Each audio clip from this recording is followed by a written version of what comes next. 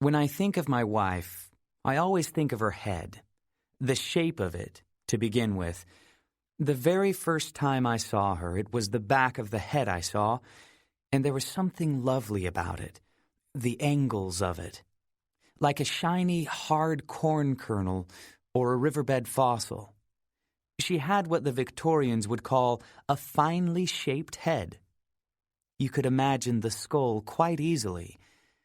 I'd know her head anywhere. And what's inside it. I think of that too, her mind, her brain, all those coils and her thoughts shuttling through those coils like fast, frantic centipedes. Like a child, I picture opening her skull, unspooling her brain and sifting through it, trying to catch and pin down her thoughts. What are you thinking, Amy? The question I've asked most often during our marriage, if not out loud, if not to the person who could answer. I suppose these questions storm cloud over every marriage. What are you thinking? How are you feeling? Who are you?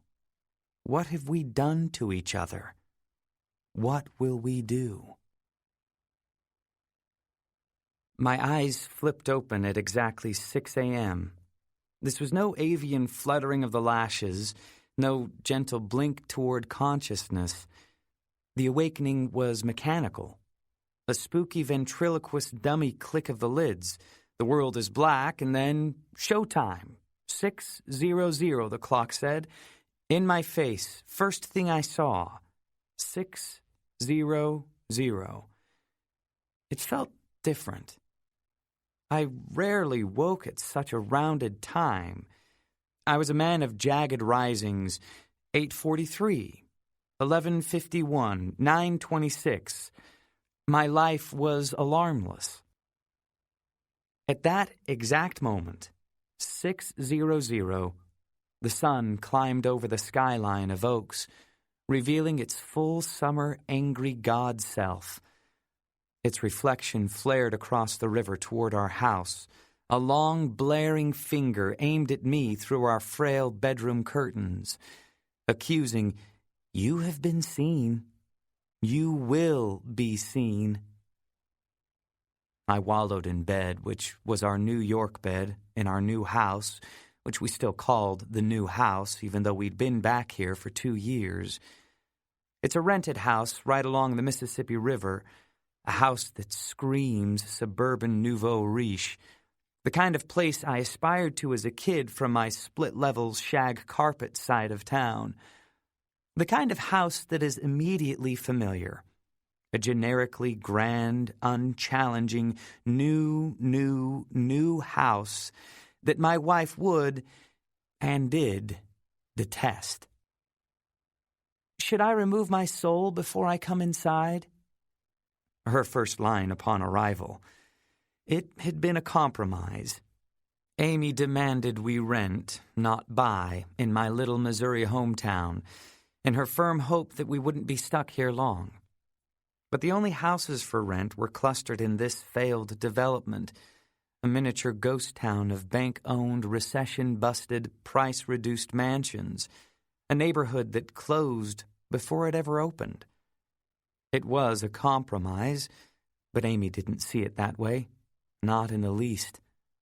To Amy, it was a punishing whim on my part, a nasty, selfish twist of the knife.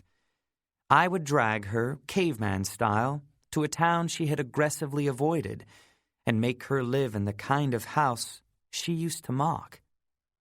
I suppose it's not a compromise if only one of you considers it such, but that was what our compromises tended to look like.